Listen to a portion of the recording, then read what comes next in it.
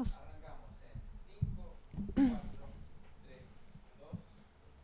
Hola, ¿cómo están todos? Estamos acá en esta nueva edición del streaming Somos Fagrán. Hoy compartiendo la mesa con colegas y amigas para hablar de los desafíos de nuestra formación como licenciadas en nutrición, en la formación de grado, en la formación de posgrado, las áreas de desempeño de nuestra disciplina y experiencias en el desarrollo del ejercicio profesional. Hoy contamos con una mesa con colegas que han tenido un ejercicio profesional pleno, creo. Al menos para mí, las admiro, además de quererlas porque somos amigas, muchas, nos conocemos hace mucho tiempo.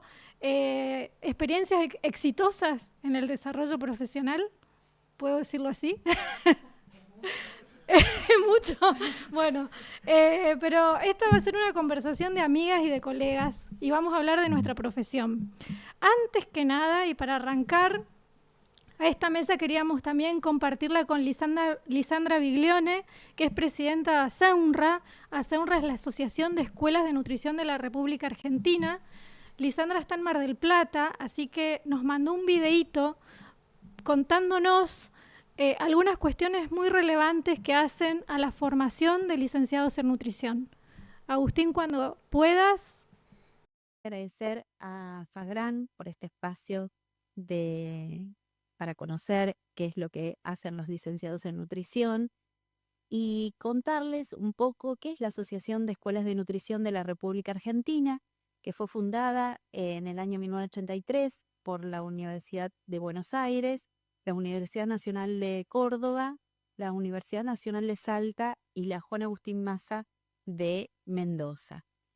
A partir del año 1993 y con la Ley de Educación Superior, se incorporan muchas más universidades, ya que en el día de hoy tenemos 40 universidades por todo el país. A partir del año 2003 comenzamos a trabajar lo que es la acreditación, lo que iba a ser la acreditación de carreras. Se fue trabajando mucho, se vieron diferentes aspectos de lo que era la licenciatura en nutrición, hasta que en el año 2023 sale la resolución ministerial, la 2619, donde sale la acreditación de lo que son las carreras de nutrición. ¿Qué es la acreditación o qué son los estándares? En realidad, el estándar es parte de lo que es el documento de acreditación de una carrera. En el documento existen partes muy importantes que son, por ejemplo, los contenidos mínimos. Los contenidos mínimos tienen que ver con los contenidos básicos que tienen las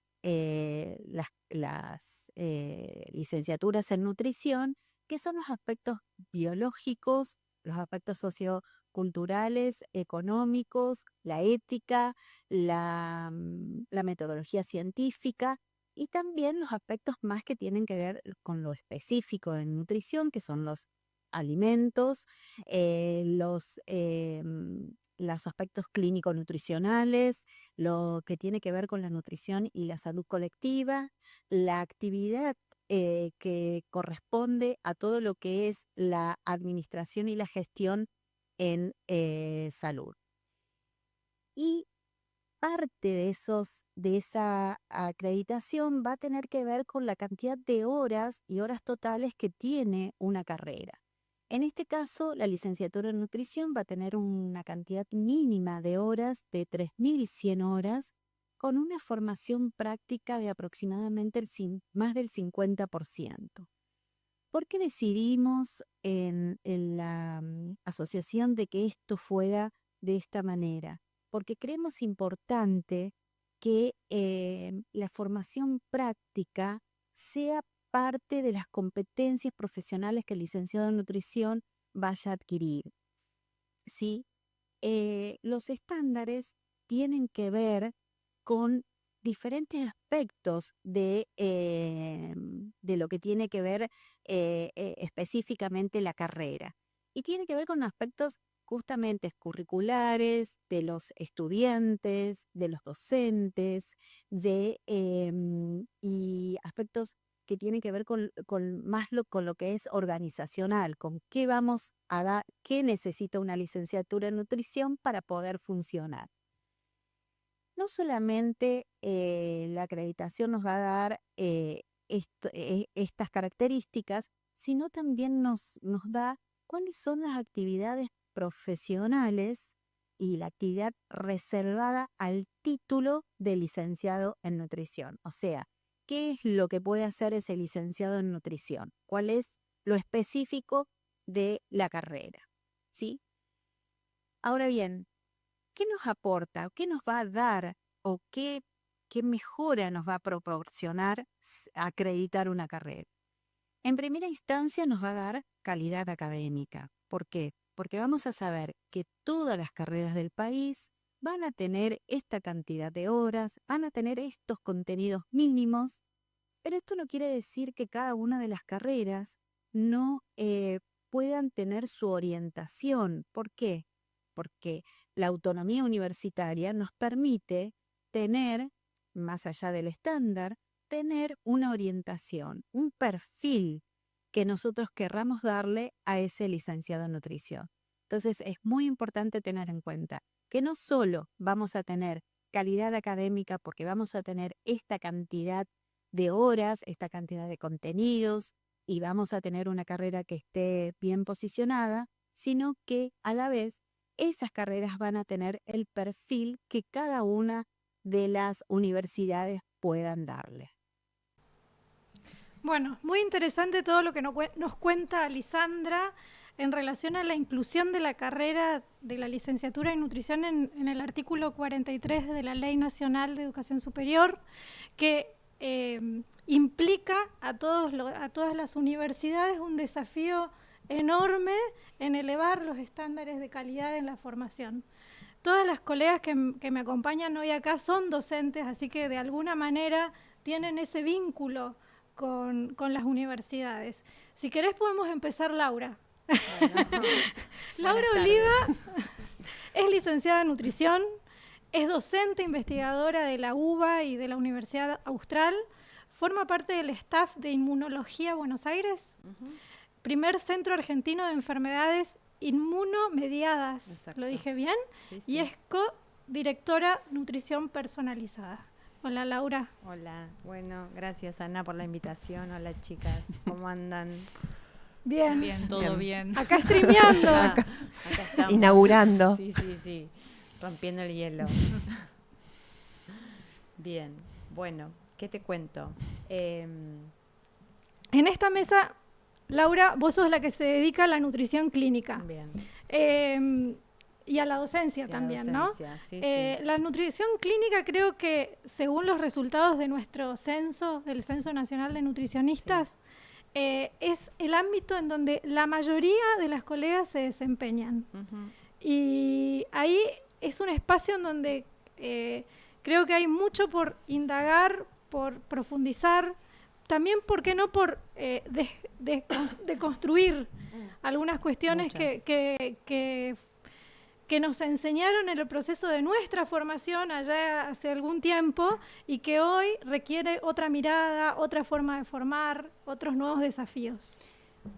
Sí, bueno, es verdad, yo tuve la suerte de poder, porque me gusta y porque elegí dedicarme a la nutrición clínica, que a veces uno en el recorrido de la profesión se va dedicando un poco a las oportunidades que van saliendo. En mi caso, desde que era estudiante, me quedé primero como ayudante de cátedra, después fui creciendo en la universidad y siempre del lado, o sea, en lo que es el ejercicio de la nutrición clínica, tanto en lo académico como en la investigación, como también en el área asistencial.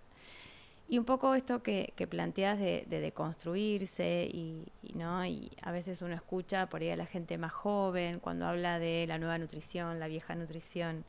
Y en esto es importante tener en cuenta que nosotros fuimos creciendo profesionalmente en paralelo a cómo creció la ciencia no solo de investigación, sino también la ciencia de datos y el conocimiento que fuimos obteniendo. Entonces, en ese conocimiento es que nos da la oportunidad de, bueno, pensar, desandar, volver a andar, repensarnos, ¿no? Y sobre todo, y algo que me parece que es importante, que por ahí me gustaría que charlemos y que lo pongamos como sobre la mesa, basarnos un poco en la evidencia científica, ¿no? Yo creo que acá está Omi, que gran experta en el tema de los números y los datos y las estadísticas, nos puede ayudar.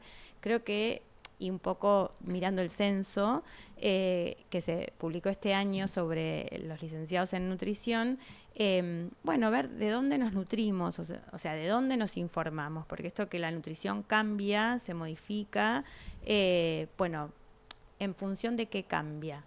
De datos, de experiencias, de relatos, de discursos, ¿no? Y ahí me parece que es donde tenemos que hacer un poquito de zoom y plantearnos cuán de estos cambios son necesarios. Muchos sí, claro que sí, y hay otros que quizás desde la clínica estoy hablando, bueno, hay que por lo menos darnos la oportunidad de revisarlos, ¿no?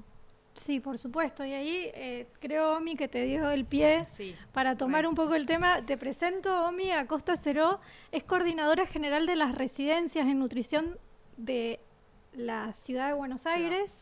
Es secretaria académica de la licenciatura en nutrición en la Universidad Abierta Iberoamericana de Buenos Aires y forma parte del staff de la sección Docencia e Investigación del Hospital Argerich. Bueno, sí, yo continuando con el pie que acabas de dar, por ahí voy a decir algo, voy a empezar con lo malo, que es un poco desalentador cuando nosotros hablamos de evidencia. La realidad, bueno, primero quiero aclarar que yo creo que también tuve la suerte de poder poder dedicarme a lo que a mí me gusta, con mucho esfuerzo y mucha formación de posgrado, ¿no? Porque que un nutricionista se dedique a hacer análisis estadístico, obviamente que requiere un estudio de posgrado porque es algo que nosotros no tenemos dentro de los planes de estudios, por lo menos no tenemos como para poder dedicarnos a eso. Pero lamentablemente cuando uno revisa la cantidad de evidencia que hay, que es abismal, ¿sí? Por algo se habla de infoxicación. Se publican día a día una cantidad de artículos inmensa y obviamente nosotros no podemos leerlos a todos y muchos de ellos son de mala calidad o tienen algún tipo de manipulación, y yo que hago análisis, yo te puedo decir por experiencia propia que se puede manipular totalmente con los números, todo. Y la estadística Qué triste. es algo matemático, ¿no? No necesita a la persona con expertise para poder interpretar todo eso. Y a veces queda como en el enfoque reduccionista de mostrar los números, esto es lo que me dio y esto es así, sin algo de interpretación o interpretarlo para el lado que uno quiere interpretar. Entonces, hay algo que justamente lo pienso yo como un desafío del colectivo nutricionista, es tener más formación en lo que es lectura crítica, que tal vez habría que replantearlo en los planes de estudios ya en la universidad. Porque entonces ahí uno puede hacer una buena selección o una decisión más informada de cuál es la evidencia que toma, ¿no? Sí. En eso, ¿sabes qué? Bueno, en grado se ve, hay de hecho varias materias que están en el eje, por lo menos en los programas de UBA, de Universidad de Buenos Aires, que están en el eje de investigación, desde estadística, bioestadística, metodología de la investigación y luego el trabajo final de grado, y se forma a los alumnos con esa mirada. Creo que es una de las pocas carreras de la salud que tiene formación, pero muy escueta para lo que significa el volumen de información que gira. Y eso yo también, cuando venía pensando en este tema y leía el censo, veía cómo se actualizan nuestros colegas, o sea, lo que da por censo. También pensaba en eso, y yo me acuerdo que cuando empecé los primeros pasos en investigación hice varios cursos con Nora Castiglia, no sé si la conocen, creo que todas la conocemos. Todas, fue como nuestra base. Claro. Y ella decía, de todo lo que gira por las bibliotecas virtuales como PubMed, que son bibliotecas con una indexación muy grande, un 3% quizás vale la pena. Entonces, muchas veces yo escucho, observo, ¿no? Cuando, bueno, ponemos el paper atrás, ¿no? Pero me habilita porque hay un paper que dice, y cuando miramos el paper con lupa, ni siquiera con lupa, a veces también es verdad que hoy el mundo de la investigación científica es complejo, ¿no? Sí. No es que porque esté publicado es veraz. No. Es Totalmente. difícil esa interpretación. Entonces, no solo hay que buscar, o sea, nutrirse de literatura científica, sino saber interpretarla, que ahí es donde tenemos un gran desafío, me parece. Exacto. Sí, ¿No? sí, exactamente. Bueno, si les parece, la sumamos en esta, en esta charla a Sonia. Sonia también es investigadora, podemos decir, sí, Sí.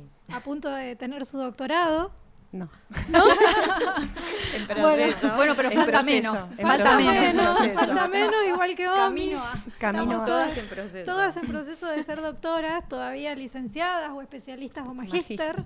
Es directora justamente del Centro de Investigación sobre Problemáticas Alimentarias y Nutricionales de la Facultad de Medicina de la UBA, de la Escuela de Nutrición. Así que, Sonia, te invito a sumarte a este debate sobre el análisis crítico de los papers. Sí, yo mientras la escuchaba a Omi, con esto de la manipulación de los datos, pensaba claro, es, digamos, una actividad humana más, por tanto, subjetiva en cuanto a qué problemática de investigación recorto, qué enfoque le aplico, qué metodología de análisis voy a implementar, cómo informo, digamos. Entonces, totalmente de acuerdo, no vamos, me parece que es como el streaming va por otro lado, sino vamos a entrar como en un espacio de filosofar acerca de la ciencia, lo cual está buenísimo. Pero lo que yo, mientras las escuchaba a las chicas, quisiera sumar acá, que a mí me resulta muy importante, es cómo se financia la producción de nuestra evidencia científica, ¿no? Porque también esto es muy importante poner sobre la mesa, tener como esta mirada sobre cuando leemos un artículo o alguna producción, buscar cuáles son las fuentes de financiamiento que hay por detrás de los resultados que se presentan. Hay evidencia, digamos, hay investigaciones que investigan a las investigaciones respecto de cómo la fuente de financiamiento imprime una tendencia de informar para un lado o para el otro.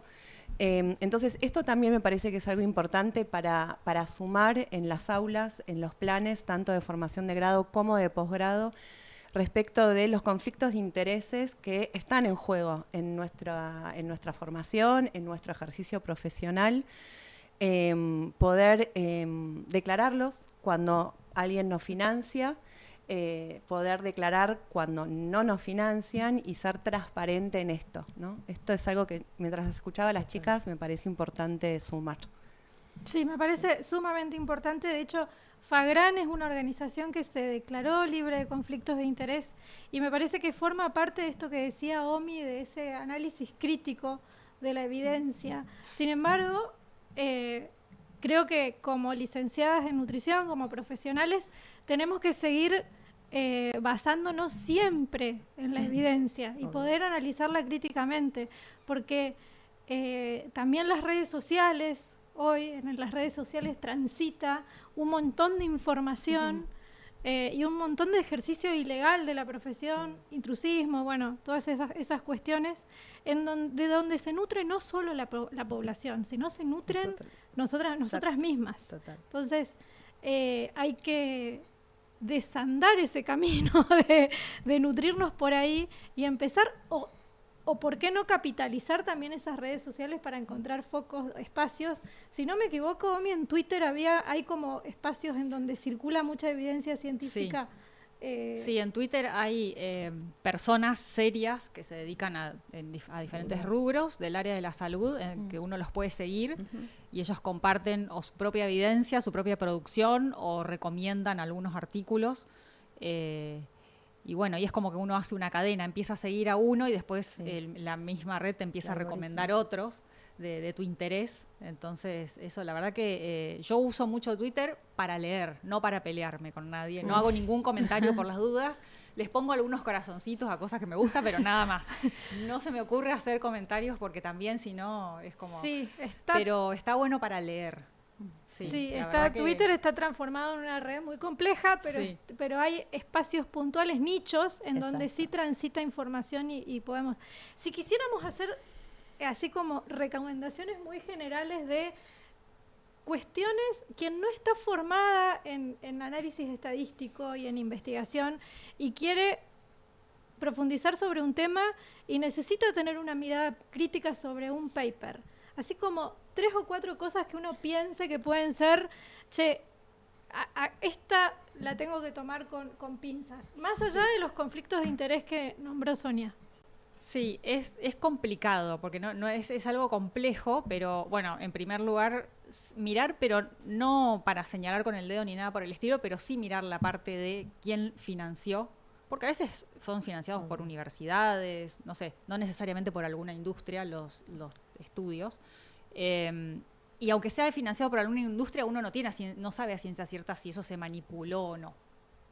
Hay que ser como muy experto para darse cuenta y a veces uno ni siquiera se puede dar cuenta.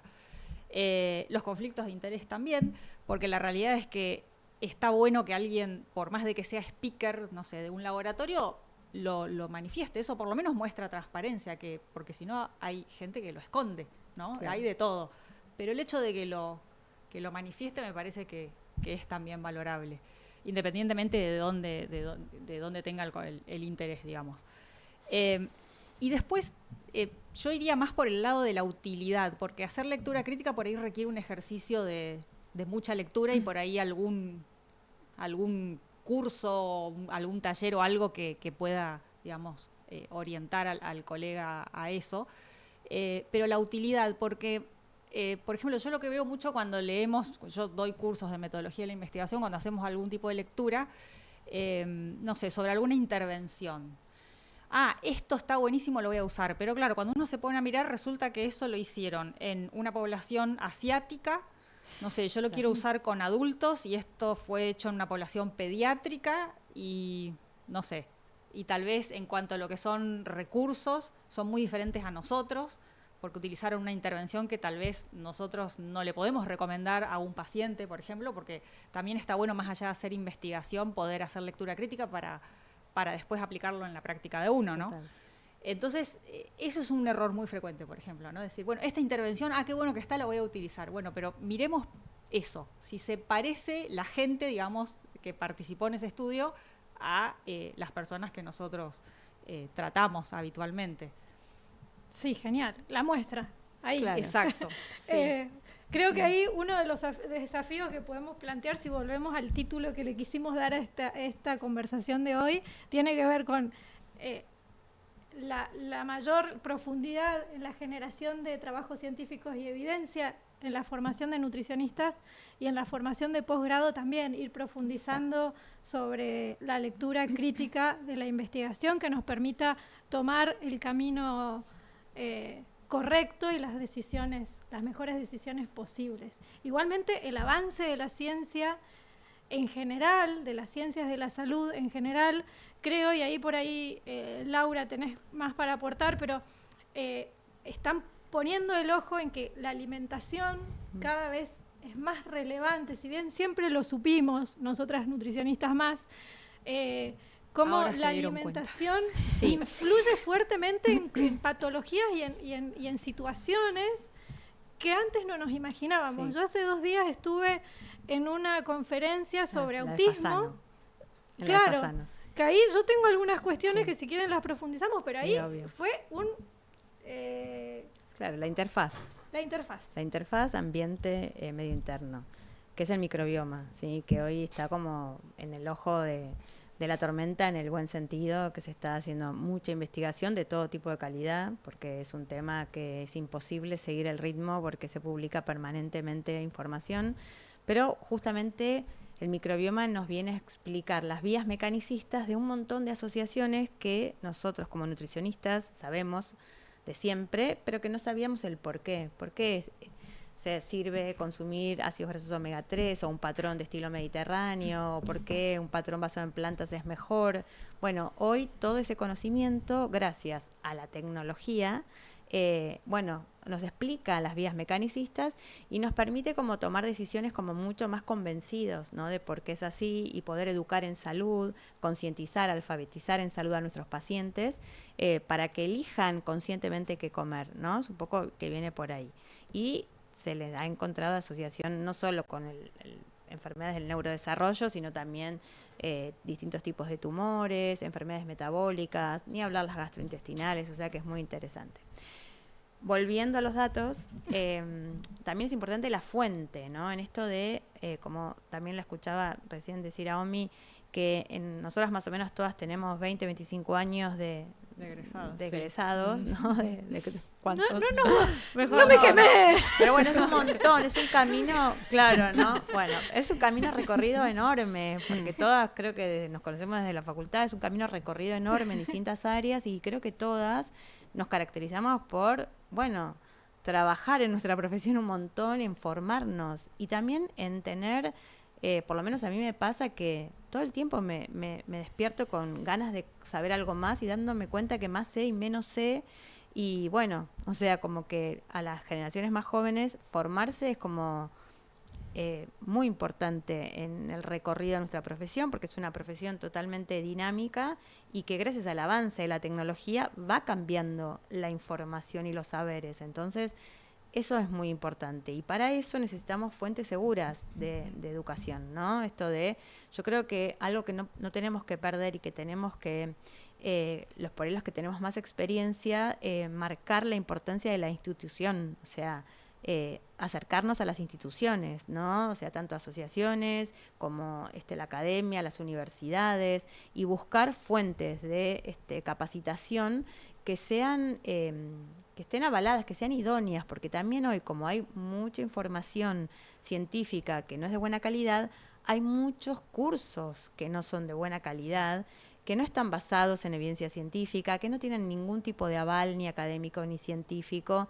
y que lamentablemente forman por ahí o son fuente de capacitación de profesionales y que hacemos mucho daño sin darnos cuenta. Y esto que vos decías, la nutrición está en un momento, por suerte, para las que también tenemos mucho recorrido hospitalario que nos ha costado un montón hacer entender a muchos profesionales de los equipos de salud, de la importancia y la relevancia de nutrir.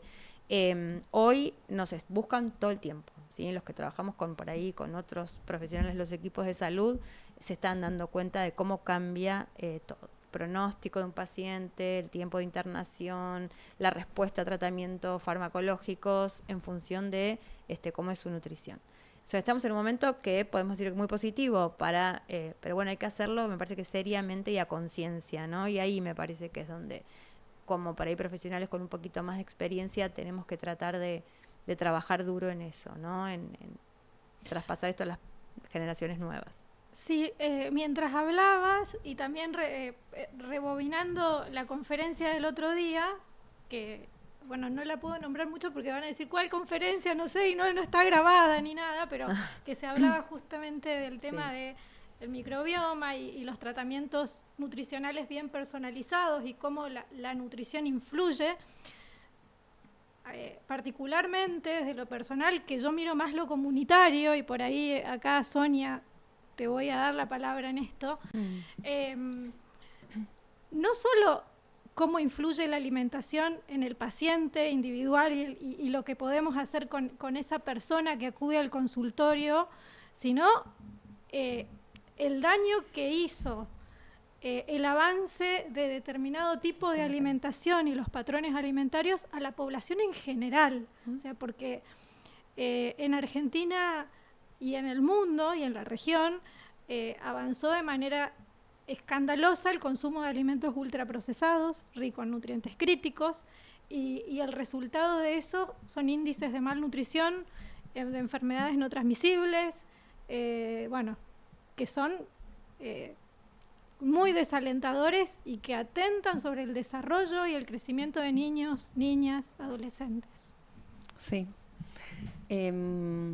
Sí, yo la escuchaba a Lau y mencionaba lo de la interfaz entre medio ambiente y las personas, y yo decía, claro, yo que también trabajo fuerte en entornos alimentarios, también es la interfaz entre lo que son las personas, las comunidades y el sistema alimentario, ¿no? Entonces, en el medio de esto, entre varias otras cuestiones, está lo que definimos o identificamos como entorno alimentario.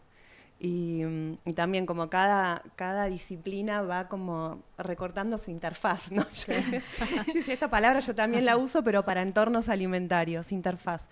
Y hace poco, en el 2019, Lancet, que es una revista científica muy renombrada, digamos, de prestigio, muy consultada, publicó un artículo donde decía que 1 de cada 5 muertes a nivel global se estimaban que estaban atribuidas a alimentación inadecuada. Entonces, lo cual posiciona nuestra carrera en un lugar de mucha relevancia, ¿no? Si 1 de cada 5 personas muere a causa de una alimentación inadecuada o atribuido a una causa de alimentación inadecuada, bueno, algo muy grande, muy sistémico, está fallando. Entonces, a mí particularmente me interesa mucho esta transición donde también está la epigenética, cómo el entorno justamente imprime sobre las personas, sobre las comunidades, sobre las poblaciones, condiciones, diversas condiciones, desde políticas, económicas, culturales, educativas, medioambientales, ni hablar, y cada vez más, que hacen que nuestros genes se expresen de una u otra manera. Entonces, antes de pronto el posicionamiento era más a nivel individual y trabajábamos más en lo que es la transformación de hábitos y educación alimentaria, y nos agotábamos trabajando y remando, parecíamos como era una quijoteada ese trabajo, y en el devenir de los años y a partir de más y más evidencia, bueno, se pudo entender, comprender cómo los entornos condicionan fuertemente estas situaciones, estas expresiones de la situación de salud y de la situación alimentaria y nutricional. Y acá hay una gran deuda en lo que es la formación. En esta transición, tanto en formación de grado y de posgrado, hay muchísimos ejes para incorporar de manera urgente y profunda, como por ejemplo el concepto de sistemas alimentarios, el concepto de entornos, ni hablar enfoque de derechos, perspectiva de género, inequidad. Las poblaciones son cada vez más longevas, entonces, ¿qué pasa con la población adulta, nuestros adultos mayores? Salud mental, otro gran tema que atraviesa profundamente nuestra situación de salud y nuestra situación alimentaria y nutricional. Y mucho más. Pero sí, ahí hay como un punteo de cuestiones que entiendo deberíamos incorporar de manera mucho más contundente a nuestra formación de grado y también de posgrado. Sí, entender primero que los profesionales de la salud en general y de la nutrición en particular, no solo podemos intervenir en la alimentación de las personas a nivel individual, a nivel comunitario, sino que también podemos trabajar para la transformación de los entornos. Tenemos, de hecho, un rol fundamental en abogar por políticas de transformación de entornos. Con Sonia y con CISPAN hemos hecho un trabajo, lo voy a nombrar, porque hicimos un trabajo Fagran, CISPAN y UNICEF, un documento súper interesante que justamente otorga herramientas a los municipios para la transformación de los distintos entornos. Ese documento fue elaborado por nutricionistas y fue pensado desde una perspectiva de transformar esos entornos en más saludables. Entonces, a veces cuando algunos profesionales de la salud dicen, bueno, el entorno está fuera de nuestro alcance, no, el entorno tiene que estar dentro de nuestro alcance y de nuestras prioridades y de nuestra formación. Sí, acá agrego algo súper importante que surgió justamente de esta experiencia que compartimos entre CISPAN y FAGRAN, y es que, por un lado, hay muchos marcos normativos que nos dan apoyo para transformar nuestros entornos, con todos sus desafíos, que son un montón, pero estos marcos, estas leyes, etcétera, existen, están ahí, y acá me vienen dos desafíos que hemos conversado en su momento fuertemente también con Verónica Rizzo Patrón, por lado de UNICEF, y es la vacancia que hay respecto de la formación en legislación alimentaria, en conocer, dar a conocer, trabajar más en profundidad estas leyes en el colectivo profesional como desafío, y por otro lado identificamos como un valor que los equipos municipales con los que trabajábamos para estas planificaciones locales en pos de transformar entornos a favor de las infancias, que incluían nutricionistas, licenciados o licenciadas en nutrición, tenían herramientas de planificación sanitaria que se destacaban en comparación con el resto de los integrantes de este equipo. Y esto fue un feliz hallazgo, cuando hicimos el trabajo, que había un fuerte componente de planificación y de gestión trianual, eran planes que se diseñaban de acá a 3 años para poder abordar la transformación de estos entornos. Aquellos equipos donde había licenciados en nutrición, había un trabajo muy interesante, muy profundo, con muchas herramientas. Entonces es algo para destacar y algo para reforzar también. Sí, si bien nosotros creemos que nuestra carrera tiene que escalar más en relación a la calidad y vemos un montón de cuestiones a mejorar, una de las principales cosas que tenemos las nutricionistas tiene que ver con esto de la sensibilidad social, ¿no? Que hay otras carreras que no la tienen y que nos otorgan esas herramientas. No solo el conocimiento de la ciencia de la nutrición en sí, sino con esa sensibilidad social que nos permite hacer una lectura de esto que me parece que contaba Sonia.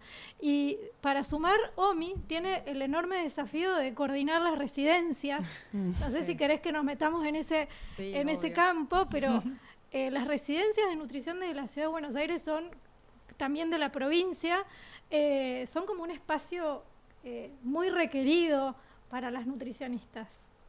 Sí, es un sistema de formación que es bastante exigente. Para los que no conocen de qué se trata las residencias, es un sistema de capacitación rentado, ¿sí? Está siempre la polémica y la discusión de si el residente es un trabajador o no. Pero bueno, creo que todavía no se... En realidad, a los fines teóricos no sería un trabajador, sino que es un profesional en formación rentado, pero hace actividades que caracterizan a un trabajador. Entonces, siempre está esa polémica. Pero más allá de eso, es muy intensivo, es de dedicación exclusiva durante 3 años. En el caso de lo que es la residencia de Ciudad de Buenos Aires, es una residencia que tiene como un componente mixto, ¿sí? Los residentes no hacen solamente clínica o nutrición clínica, sino que la mitad del tiempo de esos 3 años hacen nutrición en salud pública y comunitaria, y la otra mitad sí están en los hospitales de mayor o menor complejidad haciendo nutrición clínica. Y uno de los desafíos que yo tuve, yo hace 2 años que estoy en la coordinación, fue, yo con mi sesgo de investigación, los residentes tienen que hacer un trabajo de investigación por año, todos los años, los de primero, los de segundo y los de tercero. Y yo lo que veía era que siempre tenía un componente predominantemente clínico, ¿no? Estudiaban patologías, estudiaban pacientes con determinadas características. Y esto lo quiero enganchar un poco con lo que ustedes hablaban de los entornos, porque a partir del año pasado los empecé a motivar a que salgan a conocer el entorno, ¿sí? Porque a veces uno, si no se queda adentro, aunque esté en un centro de salud y no necesariamente en un hospital haciendo nutrición comunitaria, tal vez si uno no sale a conocer el entorno o no sale con algún equipo territorial, que en algunos centros de salud existe como para ver qué pasa, el entorno que está relacionado con digamos, lo que la gente come, por ejemplo, ¿no? Entonces el año pasado surgieron trabajos de ir a relevar estrategias de promoción y publicidad en puntos de venta. Y uno ya más o menos imaginaba con lo que se iba a encontrar. Obviamente se detectaron incumplimientos en la ley, más allá de que ese no era el objetivo, y volvían después del relevamiento como indignados, ¿no? Decir, pero ¿cómo puede ser que esto es así? Y eso, la verdad que para mí fue un montón, ya que se empiecen a plantear, digamos, porque claro, uno cuando da una recomendación o sugiere algo o a algún grupo o a una familia o a un paciente, por ahí no tiene en cuenta que uno entra a un punto de venta y con qué se encuentra, qué opciones tiene, qué accesibilidad tiene, ¿no? Cómo están ubicados los productos, de qué manera. Está como muy estudiado todo el tema depende de dónde se ubican, si aumentan las ventas y en qué porcentaje. Entonces, bueno, eso, por ejemplo, la verdad que fue una experiencia como muy exitosa, y ahora ya están planteándose estudiar todo lo que tiene que ver con las redes, ¿no? Las estrategias de marketing, que ahí es donde también descubrimos que nos falta mucho de formación en marketing. Sí. En marketing personal, en marketing de los alimentos, de las bebidas. Pero la verdad es que como que se está tratando, por lo menos desde mi parte, de modificar un poco eso, que no quede como reducido a lo que es la clínica, ¿no? Así que y creo que en la formación de grado también estaría buenísimo que que ya puedan salir a conocer los entornos. Yo sé que no es fácil, yo lo sé, porque estando en la UAI nos pasa, y por ahí alguna universidad sí tiene como una especie de práctica más precoz, sí. No necesariamente en el último año. No es fácil implementarlo, pero sí, estaría bueno buscarle la vuelta como para que puedan salir a mirar sí. Digamos, qué pasa afuera, ¿no? Eso, la verdad que tiene un muy buen resultado en lo que es el cambio, digamos, de un montón de sus futuras prácticas en el caso de los estudiantes cuando sean nutricionistas. Sí. Y ahí yo quiero agregar ahora, mientras te escucho, Omi, y tengo el censo de Fagrán presente, que hablábamos con Lau al principio de, bueno, cuántos jóvenes profesionales, más del 65% de este censo son profesionales menores de 40 años. Menores de 40 años. Sí. Alrededor de un tercio trabaja de manera remota. Sí. Sumado a esto que trae Omi, que es el desafío de los entornos alimentarios virtuales, donde nuestra vida cotidiana de adultos y de infancias, ni hablar, transcurre cada vez más en entornos virtuales, en redes, en blogs, en compra de alimentos online, delivery, aplicaciones. Sí. Muchísimo sucede ahí, un montón, de manera consciente e inconsciente. Y esto del marketing digital es un entorno casi nula en cuanto a regulación. Nosotros contamos en Argentina con la Ley de Promoción de Alimentación Saludable que propone regular este entorno con todos los desafíos que esto representa. En CISPAN estamos haciendo una investigación junto con FIC Argentina en lo que es redes sociales. Y bueno, es complejo porque acá también, y enganchado con investigación, se suma otro desafío para formación de grado y posgrado, que tiene que ver con machine learning, big data, data science, ¿no? Como herramientas aplicadas a la investigación, pero, digamos, tomando bases de datos enormes, como son las que están por detrás de estos entornos justamente, que, bueno, nos empujan a nuevas formaciones. Esto que dice Lau, ¿no? Cuanto más sé, menos sé, claro. y nos despertamos todos los días como, me tengo que capacitar en Machine Learning, me tengo que saber de Data Science, data. Como inteligencia artificial, otro gran tema. Sí. ¿Sabes qué? Mientras escuchaba hablar y un poco me llevaba a mi propia experiencia, que siempre hice clínica y tuve un momento, no sé si de crisis, pero que me quise involucrar un poco con la salud pública porque no había tenido una buena experiencia en grado en ese momento, y entonces y estuve trabajando con Sonia en el CISPAN 1 año o 2, no me acuerdo, 2 años me parece, y que para mí fue una experiencia súper enriquecedora, fue un antes y un después, porque si bien después volví a clínica porque no se puede todo, me quedó como una sensibilidad diferente y una mirada diferente. Entonces, grado es un momento muy oportuno, que los alumnos pasan por todas las disciplinas, porque tienen que ver un poco de investigación y de estadística, tienen todas las materias de nutrición comunitaria, todas las materias de clínica, y después cada uno se va especializando, pero no perder la mirada de la nutrición en general. Y volviendo a lo chiquitito, y volviendo a la interfaz, todo lo que están hablando de entornos, si nosotros desde la clínica no descuidamos o no tenemos en cuenta los entornos en donde viven nuestros pacientes, obviamente que el paciente no va a poder lograr los objetivos que nos planteamos, ¿no? En lo que es microbiota hay unos estudios muy interesantes que hablan de la vulnerabilidad de las microbiotas industriales, donde muestran con estudios de muy buena calidad cómo la microbiota de los países del primer mundo, que son los que tienen justamente sistemas alimentarios con mayor venta de ultraprocesados, mayor prevalencia de enfermedades crónicas, de tasas abismales de distintos tipos de cánceres y microbiotas mucho más agotadas. ¿Por qué? Porque los microorganismos que nos habitan subsisten y se alimentan de la fibra alimentaria, de los alimentos naturales. Cuanto más química alimentaria, o sea, cuanto más aditivos, conservantes, alimentos vacíos consumamos, menor cantidad de bacterias y menor variedad de bacterias vamos a tener. Eso está relacionado directamente con nuestra salud. Entonces es como desde el entorno y lo macro termina todo en la salud individual, ¿no? Entonces, como nutricionistas, tenemos una herramienta que es la alimentación, que es la principal moduladora de la microbiota. Entonces, me parece que en eso tenemos como que tener esa mirada. Porque realmente, como yo le digo a mis pacientes siempre, la alimentación es una oportunidad, ¿no? Lo que pasa que también desde la mirada comunitaria, bueno, hay que garantizar que esa oportunidad sea igual para todos, ¿no? Que es un poco ahí, me parece, donde también estamos como en una gran deuda. Porque a veces, esto que vos mostrás de los entornos, hay gente que no accede tan simplemente, ¿no?, a alimentos de mejor calidad. Así que me parece que tenemos un momento de una gran oportunidad donde se le encuentra mucha evidencia a la nutrición como una gran moduladora de salud y de enfermedad, y por otro lado los desafíos propios de regular, porque también no podemos,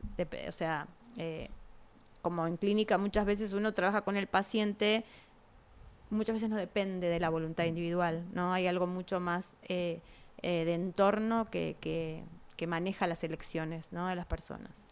Totalmente, esto de que las decisiones individuales están influenciadas por el entorno, están influenciadas por el marketing, por la publicidad, y me dan muchas ganas de meterme en el debate de la ley de promoción de la alimentación saludable. Que no me metas ahí. Por eso te dije a propósito te tiré, claro. Te dije, y vimos muchos incumplimientos, te aviso. Sí, pero lo primero que quiero decir es que lo dijo Andrea Graciano en el primer streaming. La ley de promoción de la alimentación saludable en Argentina fue fuertemente impulsada por el colectivo de nutricionistas. En otros países tuvo mayor presencia, casi las nutricionistas no participaron, tuvieron presencias otro tipo de organizaciones, la academia, organizaciones de defensa al consumidor. En Argentina, las nutricionistas nos pusimos al frente de esta ley, de abogar porque esta ley exista. Junto, por supuesto, con otras organizaciones de la sociedad civil, de otras disciplinas que iban por ese mismo objetivo. Entonces, ahí fue también esto que decíamos, el rol que tenemos las nutricionistas en modificar la alimentación y los patrones alimentarios de nuestra población y nuestro país es muy relevante. Y es una herramienta muy potente para transformar y para utilizarla en todos los ámbitos de nuestro ejercicio profesional. Esto que dice Laura, que vos dentro del consultorio, en un caso clínico, das determinadas recomendaciones a un paciente y ese paciente sale a su entorno, a su vida, a su escuela y le es casi inalcanzable. Bueno, es fundamental poder avanzar por esta ley, cuidarla, protegerla y potenciarla con el resto de las políticas que necesitamos, porque lo dijo Laura recién, tenemos una deuda social inmensa en nuestro país en relación a desigualdades en términos de lo que podemos consumir, pero esa sensibilidad social tiene que seguir existiendo. no quiero meterme solo en la ley porque vamos a hacer un streaming de la ley que lo necesitamos, pero tomen la palabra.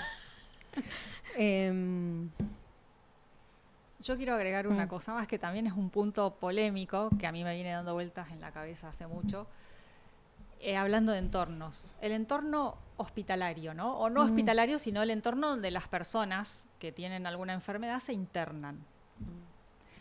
Cuando uno, bueno, yo hace 20 años que trabajo en un hospital y no solamente en el mío, sino esto es generalizado, uno empieza a replantearse algunas cosas. Digo, ¿qué tenemos disponible, no?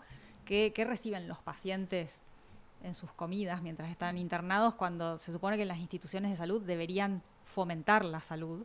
Pero bueno, el patrón alimentario de los lugares donde las personas se internan, de los centros, de las diferentes instituciones de salud, van en concordancia con los patrones alimentarios actuales, con un porcentaje interesante de productos ultraprocesados. Entonces, y lamentablemente eso no está alcanzado por la ley.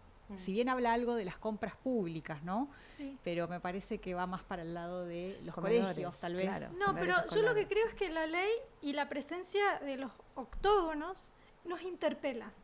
Interpela a la nutricionista que está a cargo del servicio y la gestión de alimentación de un servicio, decir, ¿qué estoy comprando? A plantearse esto que dice ella, sí. Exacto. Y nosotros estamos ahora en este momento haciendo un análisis de una encuesta que hicimos desde Fagran sobre cómo está incorporando el colectivo de nutricionistas la ley y la percepción que están teniendo, y estamos haciendo unos grupos focales que ya pronto lo vamos a difundir, y lo que estamos viendo es que el 60% de las nutris se están replanteando recomendaciones desde su ejercicio, sea cual sea, en relación a la aparición de los sellos. El 60 es un número interesante, podría ser el 90, el 100, ojalá. Deberíamos estar yendo por ahí, pero ya que empecemos a interpelarnos ante la presencia de los sellos, es un montón. Bueno, tuve la experiencia de estar en Neuquén participando en un congreso de nutrición clínica, donde invitaron a participar a un hospital, si no mal no recuerdo, la localidad era Coligüe, que era un hospital libre de ultraprocesados. Entonces contaba todo cómo diseñaron los mosaicos y los pliegos, y bueno, ¿no? ¿Qué preguntaban digamos, las nutricionistas que estábamos en la sala? Cómo hicieron con la gelatina, por ejemplo, o un montón de alimentos que son como muy característicos en la nutrición hospitalaria, y bueno, ellos explicaban que le dan caldo de frutas, o sea, realmente mostraban cómo capacitaron al personal, empoderaron al personal de cocina, porque esto es más tiempo, para que, bueno, haga los panes caseros, las galletitas caseras, los postres, y realmente era... se puede, obviamente con un costo mayor, ellos tienen un presupuesto mucho mayor, claro, por ración, porque Neuquén es una provincia que tiene otros recursos, pero desde o sea, si hay presupuesto, se puede, y la verdad es que mostraban y se sentían ellas referían esto, que se sentían alineadas con lo que dicen en el consultorio, con lo que después los pacientes consumen en la cama, ¿no? Me parece que, bueno, eso es algo que yo creo que todos los equipos de nutrición de los distintos hospitales se lo plantean. Yo no sé si alguien estaría en contra de hacer exacto. Eso. El problema es que hay barreras, y una de esas es el tema de recurso económico. Aunque no sé, habría que hacer una evaluación económica, bueno, ¿no? Porque esto que estoy diciendo no es evidencia. Sí. No, es que esto lo hablamos de lo que nos parece, no está, habría digamos, tal cual. Es que yo creo que si hacemos la evaluación económica nos vamos a dar cuenta, y eso tampoco caro? Es evidencia, pero tengo ahí como casi la certeza que no va a ser cuanto más caro. Y si a ese costo le aplicás el beneficio, probablemente... va a ser mucho más económico. Acá se gestó un proyecto de investigación. ¿Sabes qué? Esto es algo, a ver, lo pongo en la mesa para que lo reflexionemos, pero en este momento que está como tan de moda las dietas de eliminación, donde todo es o sea, sacamos todo para mejoría, ¿no? Está el momento de sin lactosa, sin azúcar, sin sacarosa, sin ningún tipo de evidencia muchas veces. La mejoría de los pacientes, y esto lo digo en mi casuística, o sea, es totalmente empírico, es que los pacientes mejoran cuando empiezan a bajar los ultraprocesados. O sea, el problema no son los alimentos, son los aditivos, los conservantes. yo trabajo bastante en enfermedades inflamatorias y la epidemiología de las enfermedades inflamatorias también viene creciendo abismalmente junto con las enfermedades metabólicas, con distintos tipos de cánceres, y que está relacionada con lo alimentario y con justamente los ultraprocesados. Eso, la evidencia es contundente, ya no hay revisiones sistemáticas. Hay estudios de tipo Umbrella que son revisiones de revisiones, o sea, que nos muestran que no hay ningún tipo de duda con el daño que hacen todos estos alimentos. Y que nosotras, que somos de 20 años de profesión, crecimos, laboralmente con los ultraprocesados, que en un momento eran como los alimentos, la novedad. Argentina tiene un montón de productos dietéticos. ¿Qué variedad tenemos para elegir? ¿No? Estoy hablando de hace 10 años. Sí. O sea, que eso fue porque se desconocía lo que nos hacían, o sea, el efecto que tienen en la salud. Hoy esa información la tenemos, pero tenemos, digamos, como muy difundidos, como ese marketing como negativo, ¿no? Y esa cosa que nos demonizan alimentos, ¿no? Que se escucha, sí, como no todo es malo, como que los octógonos. Y ahí me parece que como nutricionistas hay que llevar a la reflexión y decir, esto es evidencia científica, no es opinión, ¿no? O sea, que también en eso yo cuando escucho, a veces en eventos científicos, que se habla tan mal de la ley de promoción, esto no es una opinión, no es un grupo de colegas que nos juntamos a opinar, esto es evidencia científica y está demostrado en todo el mundo. No solo lo que generan los ultraprocesados en la salud, sino además cómo decidimos lo que consumimos, ¿no? Que ahí está el tema. O sea, que no podemos dejar a elección de las personas y nada más. Sí, me parece que aquí el Estado se tiene que comprometer y nosotros como profesionales tenemos que lograr que el Estado se comprometa. Sí, es de la evidencia científica, volviendo a la conversación inicial, de la evidencia científica que está validada, que pasó por los análisis críticos y que no tiene ningún argumento en contra. O sea, todos los argumentos carecen de validez científica. Y esto que decía Laura, de que nosotras transitamos muchos años de nuestra profesión con los ultraprocesados casi como aliados, sí, y fuimos hasta parte de esta cultura de la dieta, ¿sí?, que existió mucho tiempo y que hay que deconstruir porque provocó mucho daño. Mucho daño. Sí. La población hoy creo que requiere que el Estado regule, requiere que las nutricionistas repensemos cómo ofrecemos pautas de alimentación saludable y nos obliga a nosotras a cuidar la ley de promoción de la alimentación saludable con toda esta evidencia científica analizada, sólida, construida, donde se hizo ese análisis crítico, ¿no? Y esto también es un desafío para el grado, ¿no? Porque si bien hay algunos cambios, pero todavía en las universidades se sigue, a veces depende del profesor. Depende del docente. Se sigue como, nos enseñan como nos enseñaban a nosotros, digamos, con esas mismas pautas. Y hay mucha diversidad ahora, pero falta un camino por recorrer. Yo creo que estamos en un proceso de cambio, de entender, de internalizar y después porque también hay muchas voces y hay voces fuertes que también no validan, ¿no?, la ley, por ahí no de nuestro colectivo, pero a veces se escucha, y las redes sociales, volviendo al censo, que cuando leíamos un poco los datos del censo, dice que el 80% del colectivo de profesionales se actualiza por redes sociales. Un dato que es como, sí, por un lado, asusta. Por otro lado, decir, bueno, es una oportunidad para que por ahí, los que estamos por ahí más en investigación, en academia, que nos cuestan un montón las redes sociales, pero bueno, también informemos por ahí. Porque bueno, todo lo que gira por las redes sociales, hay muchas cosas que son fake news o que son datos secundarios de fuentes no chequeadas. Estamos en la era de la información no chequeada y las cosas se instalan y después es muy difícil. Pero me parece que ese es el problema, ¿no? Como que las voces y lo que se dice y también recién hablábamos de deconstruirnos. Yo trabajo mucho en lo que es enfermedades metabólicas, en adiposopatía, ¿no? El tema de, bueno, las dietas, la obesidad, ¿no? Y hoy estamos en un momento de romantizamos la obesidad, como qué pasa con los alimentos, con la obesidad. La obesidad es una enfermedad y no depende de la voluntad de la persona, y volviendo a los entornos, sí, justamente tiene que ver con eso.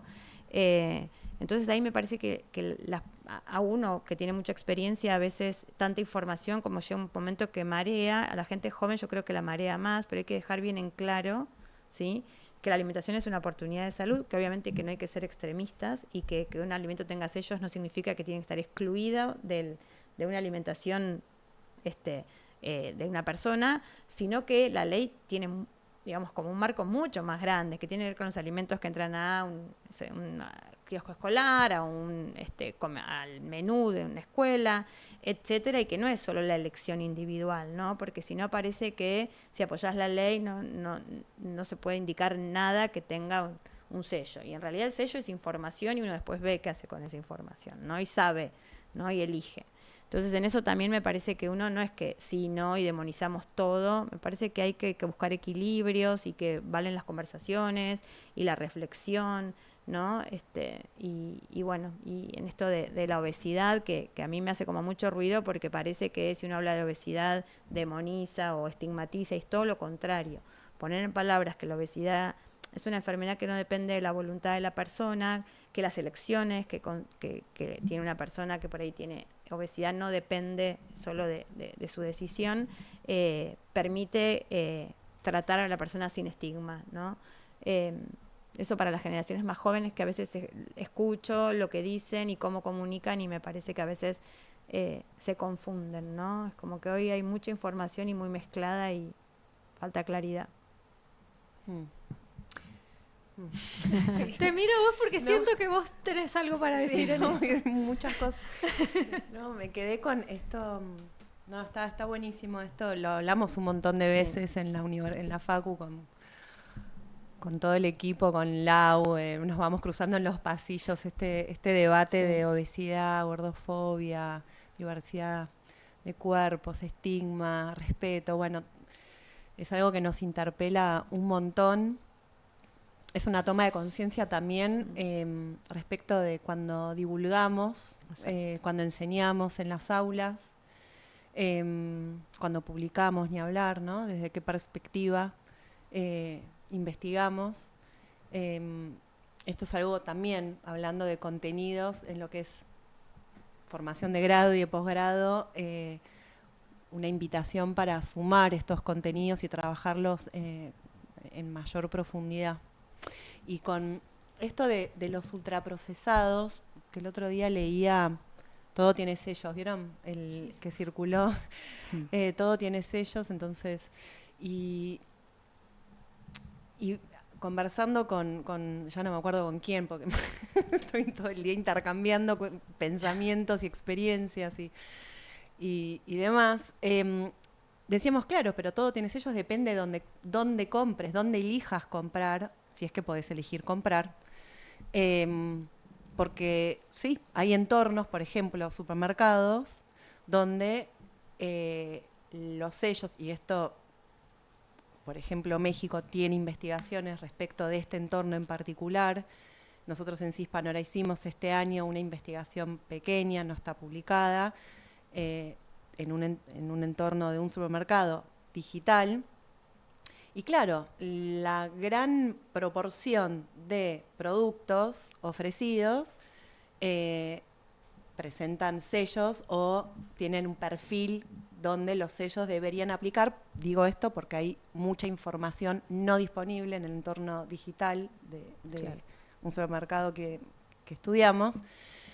Y entonces vale la pregunta, es como, bueno, ¿dónde compramos? Esto que decía Omi, ¿no? Una responsable en un hospital.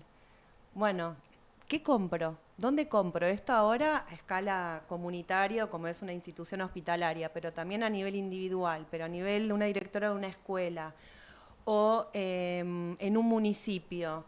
Bueno, ¿dónde compramos? ¿Cómo compramos? ¿A quién le compramos? Todo esto hace la diferencia al momento de entender si todo tiene sello o todo puede no tener sello. Si yo voy a una verdulería o le compro a productores de manera directa o trabajo, como hay municipios exitosos con ejemplos de políticas de compra directa a productores. Brasil, por ejemplo, tiene una política nacional donde 1/3 de la compra de los alimentos destinado a entornos escolares proviene de la agricultura familiar, y esto funciona, en algunos estados mejor, en otros peor, digamos, están trabajando, pero es una política de hace muchos años con muy buenos resultados. Bueno, vale la pregunta de dónde compramos, qué compramos, a quién le compramos, ¿no? Si todo tiene o no tiene sellos.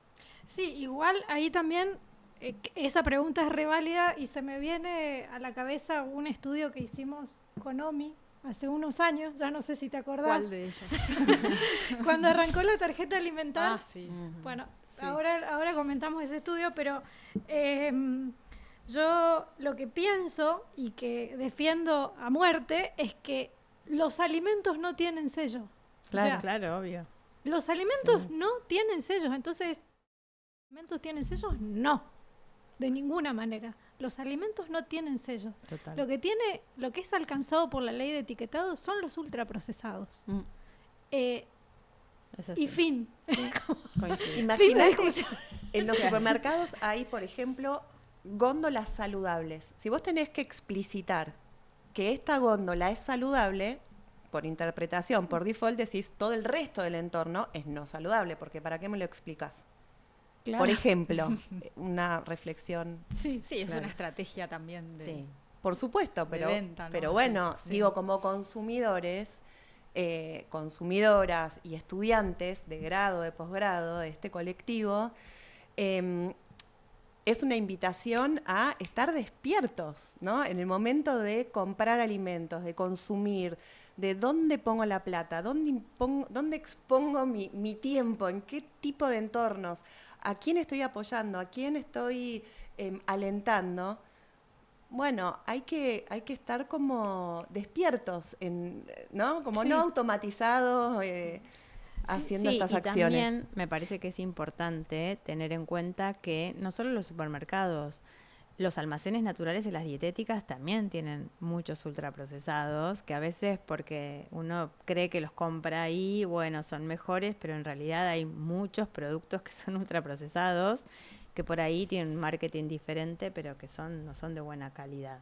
Y también ahí me parece que hay que hacer también como educar, también acompañar la ley de promoción con la educación, un poco esto que vos decís, ¿no? Que es un poco lo que algunos voces le critican a la ley, que requiere también un poco de educación. O sea, no es que no hay que consumir un alimento que tenga gran cantidad de grasa, por ejemplo, porque se puede consumir, puede ser parte de una dieta. El tema es la frecuencia, la cantidad. Y en eso esto, ¿no? De, bueno, son alimentos que además tengan grasa o tengan azúcar, lo que tengan, tienen aditivos, conservantes, ¿no? Que eso no está atravesado por el etiquetado y hay que tenerlo en cuenta también, ¿no? Pensando en la microbiota y pensando un poco en... Por eso los alimentos naturales siempre tienen que ser la primera elección, ¿no? Y lo otro acompañar, o sea, en todo caso. Sí, lo que Pero no aporta ser la la base. ley es la libertad de poder elegir. Exacto. En realidad informa y nos protege de la publicidad engañosa y de la compra de esos alimentos que el marketing y la publicidad nos presentan como saludables y vamos hacia ahí y no lo son y desenmascara. Y la población en todo caso tiene la libertad De elegir, real total. de elegir lo que quiere consumir.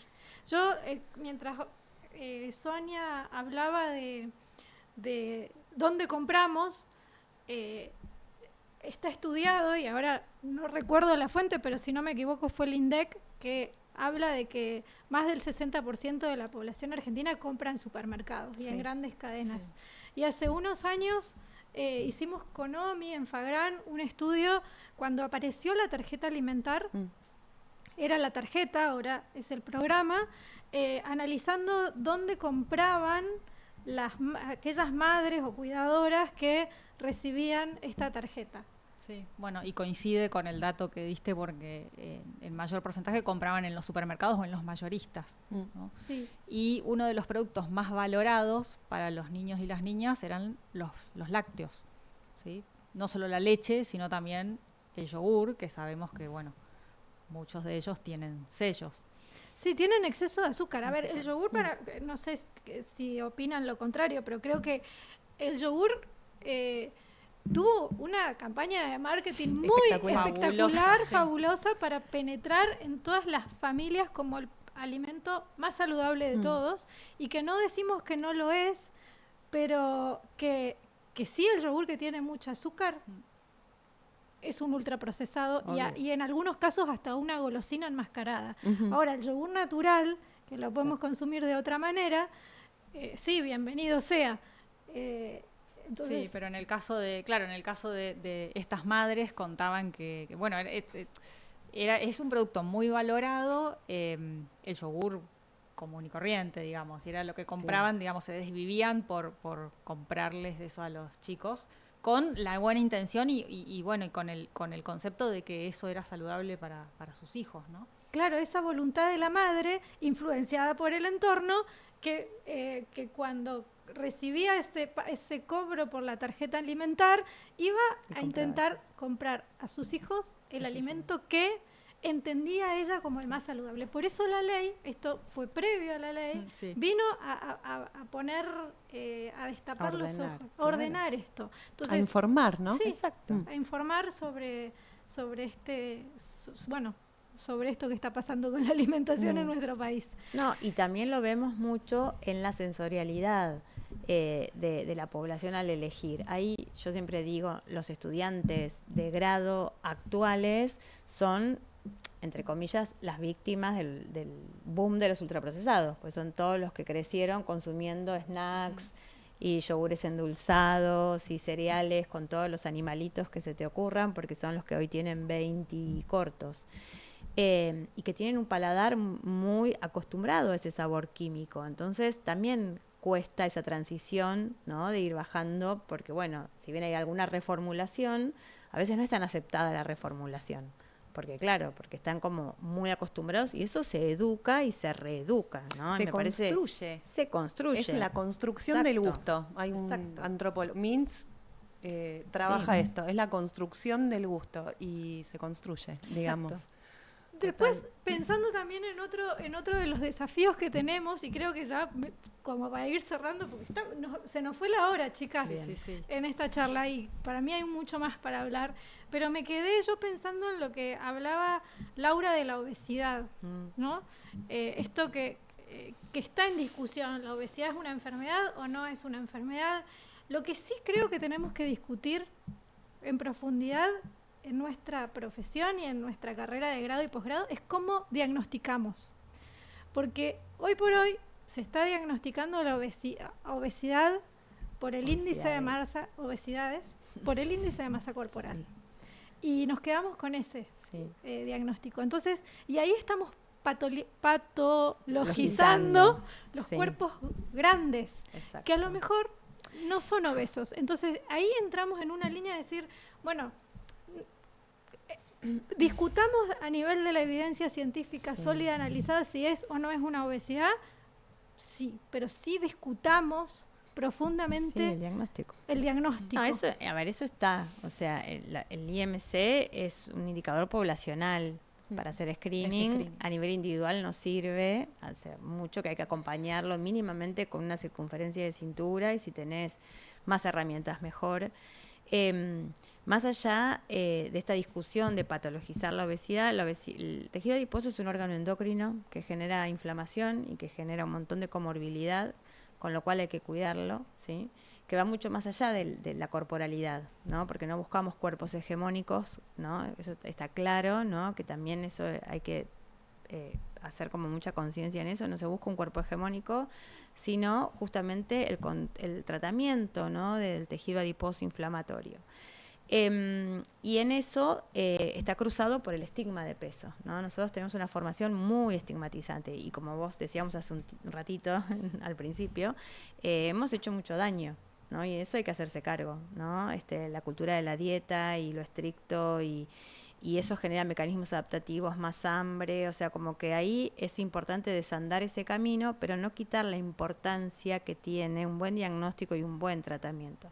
Las personas con obesidad tienen que recibir un tratamiento adecuado. No se puede romantizar la obesidad como si fuera una cuestión de corporalidad, porque no pasa por ahí, ¿sí? Y es diferente al estigma, que el estigma sí. O sea, pensar que la obesidad es una cuestión de voluntad y de decisión, de si como o no como, si me ejercito o no, eso es estigmatizar. Porque justamente el tejido adiposo interfiere en las elecciones, en el comportamiento alimentario, en el metabolismo basal. Si nos vamos a la fisiopatología es muy profunda, no me voy a meter ahí, ¿no? Pero me parece que ahí sí tenemos que educar desde el grado en lo que es el estigma, ¿no?, de la obesidad, en el que las personas con obesidad, si quieren, porque también es importante tener en cuenta eso, el derecho de la persona a tratarse, deben recibir un tratamiento de evidencia científica, ¿no?, de alta calidad. Sí, sí. En relación al estigma de peso y a la cultura de la dieta, también se me viene a la mente los trastornos de la conducta alimentaria. Exacto. Que otro tema. Otro gran tema. Yo me estoy acordando, así Sí. como para terminar, que creo que vos lo hiciste primero y yo después lo hice en cada una en sus universidades, un estudio de sesgo de peso en los estudiantes. Sí. Bueno, a vos te dio altísimo. Altísimo.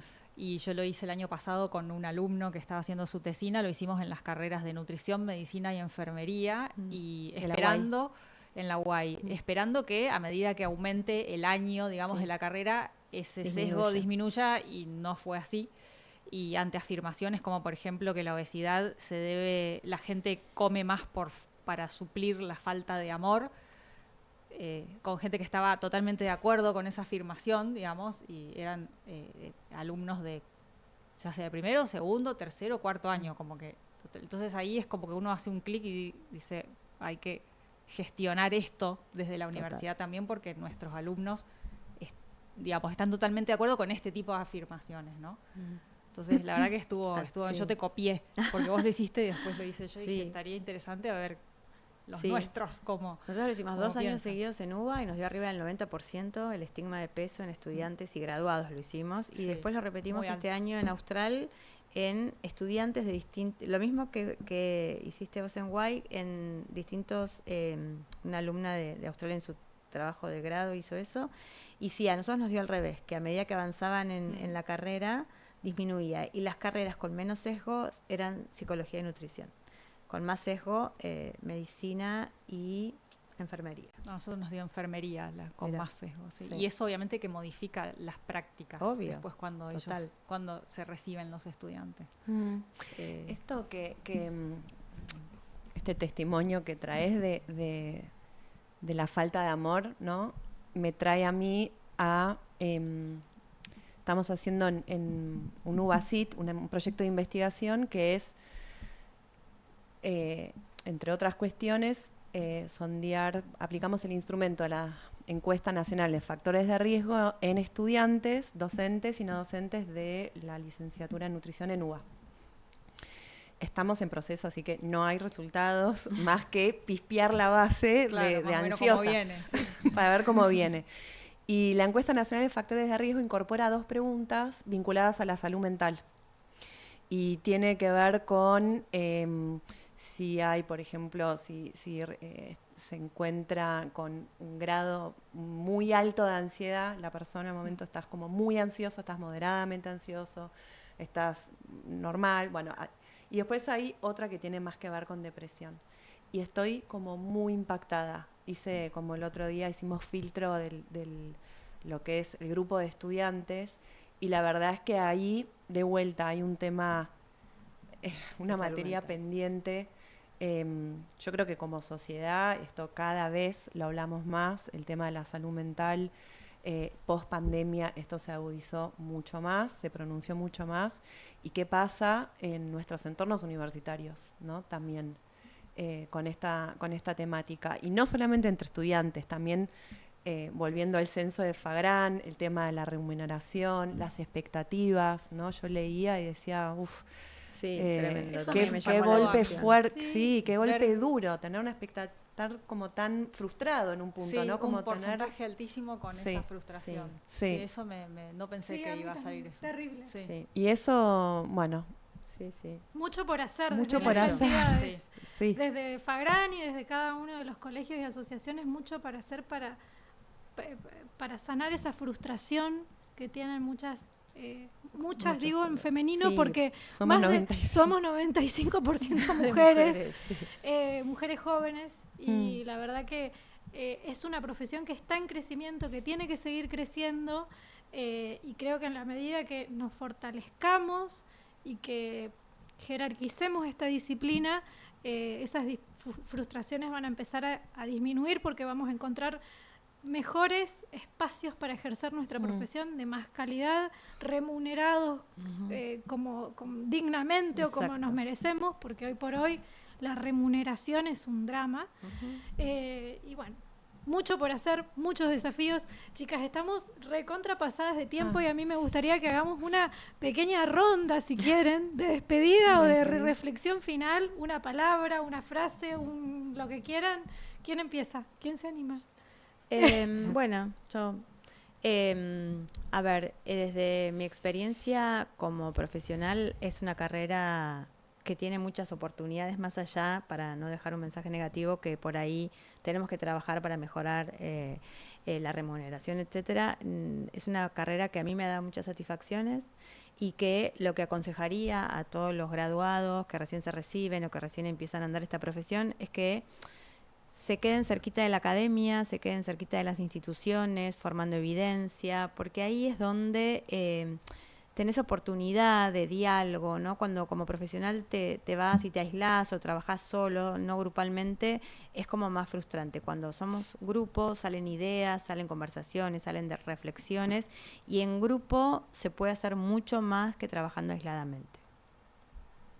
Bueno, yo iba a decir algo similar por esto de armar, independientemente de si es si es en alguna institución, armar redes, ¿no? Porque se ve mucho colega solo remándola, y por ahí hablando con otro que está pasando por lo mismo lo puede llevar mejor, o no sé, se pueden pensar cosas nuevas. Entonces me parece que es muy importante eso, que nos juntemos más, que trabajemos más, incluso en la investigación, ¿no? La investigación no es para llaneros solitarios. Una vez quiere hacer su trabajo, pero en realidad no. Lo de mejor calidad siempre sale en equipo. Así que bueno, esa es por ahí mi reflexión. No va a ser muy original mi aporte, porque estoy como muy alineada con lo que dicen Lau y Omi, y a mí lo que quizás la invitación tiene que ver el para qué hacemos lo que hacemos, ¿no? Como tener siempre esa pregunta, el para qué y el cómo lo llevamos adelante. Entonces, hacerlo con mucha responsabilidad, con mucho compromiso, con mucha colaboración, trabajar en red, con mucha ética, con mucho profesionalismo. Entonces, capacitarnos. Nosotras, si bien ya somos viejas lobas, no paramos de capacitarnos todo el tiempo, porque los desafíos y la ciencia avanza y las problemáticas son nuevas, entonces requiere de una continuación continua si queremos trabajar de manera responsable, ética, y poder verdaderamente traducir todo esto en acción, ¿no? En transformación, ya sea a nivel individual como a nivel comunitario, colectivo. Entonces, por supuesto, desde mi línea, esto fuertemente tiene que ver con lo que es incidencia, trabajar en incidencia, esto es informar a decisores que toman estas grandes decisiones que pueden tener un gran impacto en la transformación de las vidas cotidianas de las personas y fundamentalmente de las infancias. Entonces, el para qué y el cómo, ¿no? Tener estas preguntas muy presentes todo el tiempo. Bueno, chicas, yo agradecerles, un honor haber compartido y hermoso esta mesa, este diálogo con colegas del nivel de ustedes. Este mensaje del trabajo colectivo es clave. Nosotros desde Fagran impulsamos eso, invitamos a todo el colectivo de nutricionistas a que se acerquen a sus entidades, a la entidad de su jurisdicción, que ahí van a encontrar esto del diálogo con otras colegas. Agradecerles infinitamente haber compartido este espacio. Creo que salieron muchos temas, muchos desafíos que tenemos que llevar adelante, tenemos que trabajar porque esa frustración no sea así. porque la ciencia de la nutrición siga creciendo, porque se busque mayor evidencia científica y de mayor calidad. Así que gracias por estar acá y seguramente nos vemos en el próximo streaming, que están siempre invitadas a venir. Gracias, Anita. Gracias. Gracias.